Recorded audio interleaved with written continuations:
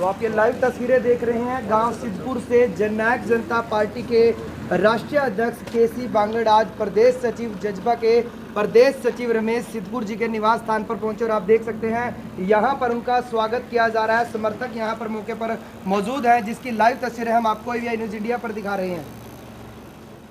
तो दोस्तों आपको ये लाइव तस्वीरें इस समय हम गांव सिद्धपुर से दिखा रहे हैं, जहां पर रमेश सिद्धपुर जी के निवास स्थान पर जो है जे पार्टी के प्रदेश प्रवक्ता है, राष्ट्रीय प्रवक्ता है जो केसी बांगड़ है, वो यहां पर पहुंचे उनके निवास स्थान पर। और समस्त समर्थक जो है जे पार्टी के वो भी यहां पर मौजूद हैं। तो आप सभी से अपील है इन तस्वीरों को ज़्यादा से ज़्यादा शेयर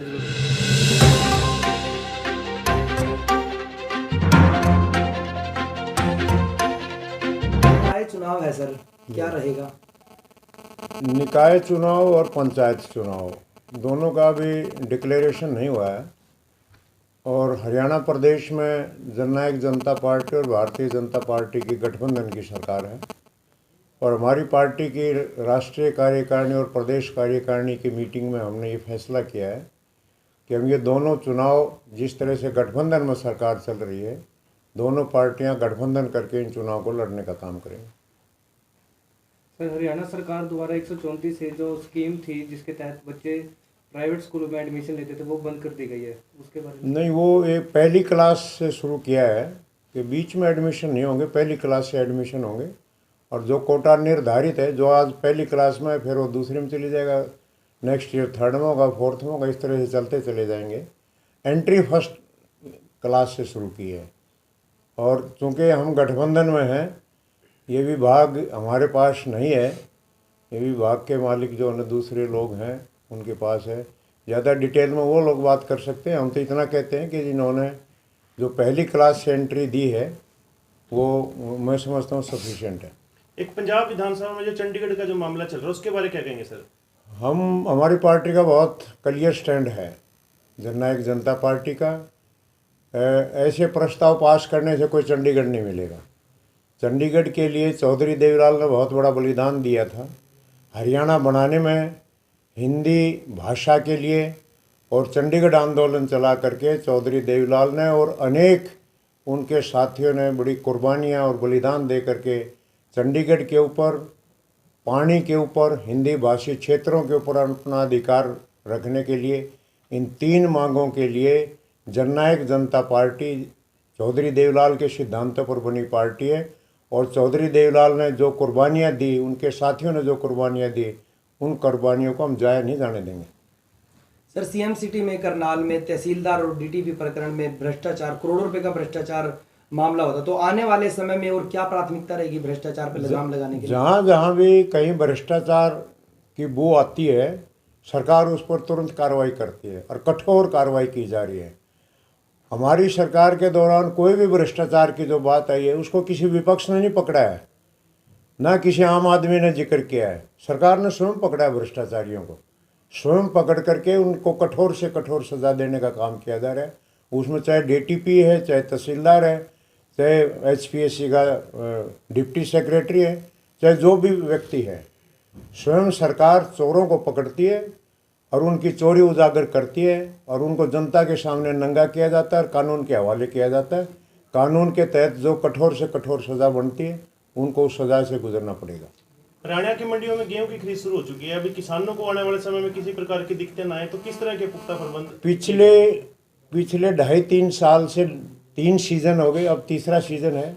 दुष्यंत चौटाला जी खाद्य मंत्री हैं हरियाणा सरकार के और वो लगातार 1 अप्रैल से गेहूं की और 1 नवंबर से धान की लगातार शॉपिंग जो कर रहे हैं, जो परचेज चल रही है, बिल्कुल विधिवत रूप से परचेज का काम देखा जा रहा है और 1 अप्रैल से गेहूं की खरीद शुरू हो गई है। हमारी जब सरकार बनी, गठबंधन की सरकार थी जब, तो मेरे ख्याल में 2 या 3 फसलों के ऊपर एमएसपी मिलती थी।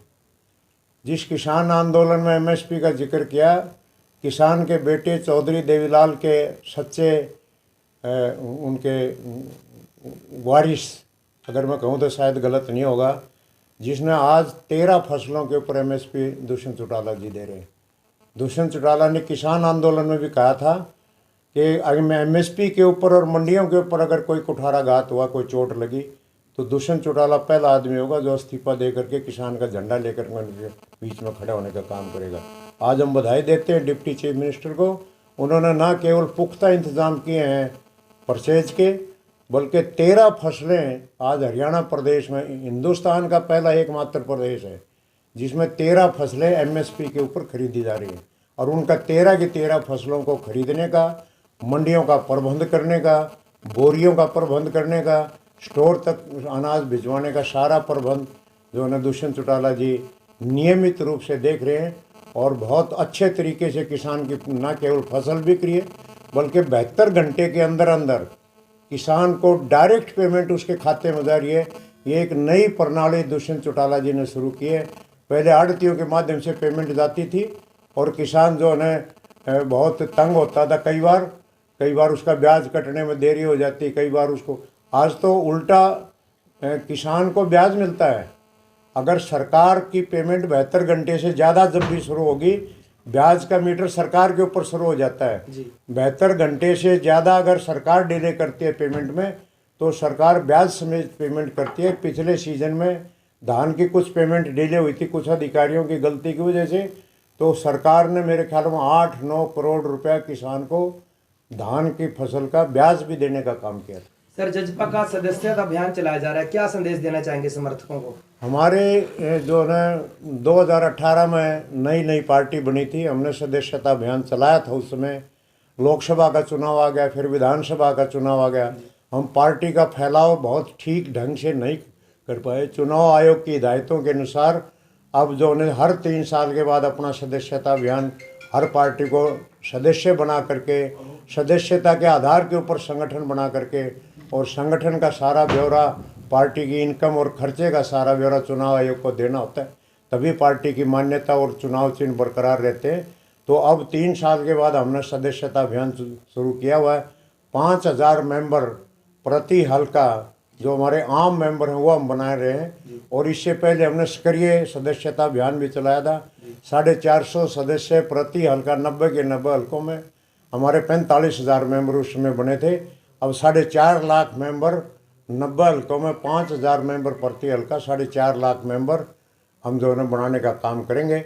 और इस तरीके से सक्रिय मेंबर और आम मेंबर मिला करके 5 लाख मेंबर पार्टी के हम जो है पार्टी के साथ जोड़ने का काम करेंगे। और ये हमारा अभियान 13 मार्च से 13 अप्रैल तक चला हुआ है। बैसाखी के दिन हम इसका समापन करेंगे।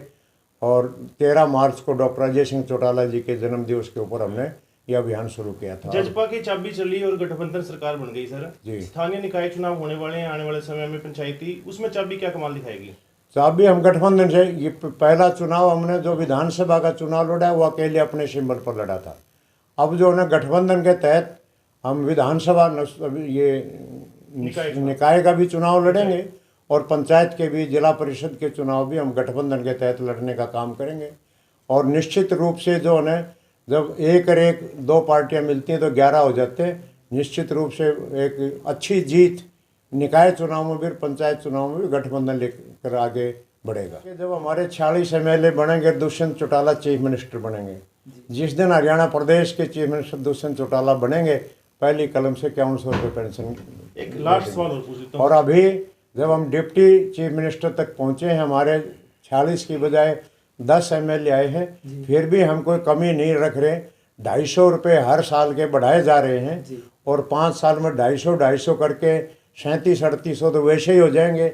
2000 से शुरू की थी बीजेपी की अकेली सरकार थी जब 2000 थे, तो 250 रुपये प्रति ईयर बढ़ाया जा रहा है।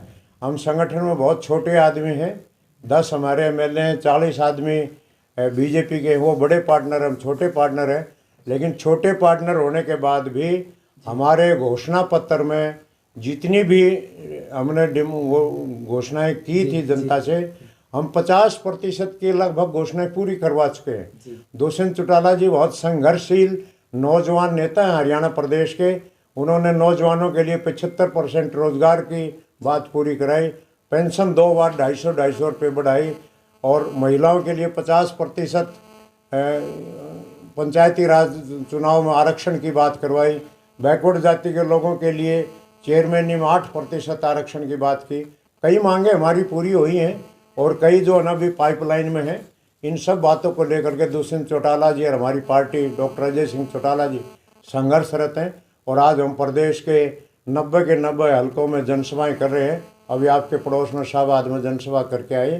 डॉक्टर अजय सिंह चौटाला जी 90 के 90 हलकों में जा करके अपनी पार्टी के साथियों को जोड़ने का काम करेंगे, क्योंकि वो 10 साल जेल में रहे और 2.5-3 साल जो उन्हें कोरोना युग में निकल गए, किसान आंदोलन में निकल गए। अब हम मैदान में, जंगे मैदान में हैं और जननायक जनता पार्टी का हर कार्यकर्ता जो है इस समय जो है फील्ड की लड़ाई में लगा हुआ है। चौधरी देवलाल की सेना हमेशा जंगे मैदान में रहती है। डॉक्टर अजय सिंह चौटाला जी के नेतृत्व में जननायक जनता पार्टी भी आज जंगे मैदान में कूद चुकी है। एक लास्ट सवाल और पूछना चाहेंगे सर, मेरा फसल मेरा ब्यौरा किसान अपने पोर्टल पर रजिस्ट्रेशन करते हैं, काफ़ी किसान हर बार रह जाते हैं जो ये रजिस्ट्रेशन नहीं कर पाते, उनकी गेहूं नहीं बिक पाते, फिर उसके कारण से क्या वो प्राइवेट को भी कंपनियों को बेच सकते हैं या फिर सरकार उनको फिर भी खरीद सकती है? नहीं, तो प्राइवेट को तो कोई किसी टाइम भी बेच को, प्राइवेट के लिए तो कोई किसी को बेचने के लिए पाबंदी नहीं है। जो सरकार को बेचना चाहता है और एमएसपी के ऊपर बेचना चाहता है तो वो पोर्टल का पालन करे जी। और जो आदमी पोर्टल पर नहीं अपने आप को दर्ज करना चाहता है, कोई प्राइवेट दर्ज कर रहा है, कोई अपनी फसल बीज के रूप में बेचना चाहता है, कोई प्राइवेट वाला उसके महंगे दाम पर कोई फसल खरीदना चाहता है तो वो प्राइवेट को बेचे निश्चित रूप से। आज रमेश सिद्धपुर जी के आपके यहाँ आना हुआ, क्या कुछ कहेंगे? काफ़ी कार्यकर्ता और काफ़ी चहेते हैं। रमेश सिद्धपुर जी मेरे बहुत पुराने संघर्ष के साथी हैं। हमने मिलकर के डॉक्टर अजय सिंह चौटाला जी की टीम में बहुत लंबे समय तक काम किया। ये युवा के पदाधिकारी रहे हैं, हल्का अध्यक्ष भी रहे, जिला अध्यक्ष भी रहे, पार्टी के प्रदेश में भी युवा में भी रहे और जनरल में भी आज प्रदेश के सचिव हैं और हमारी पार्टी के बहुत संघर्षशील साथी हैं, मेरे परम मित्र हैं।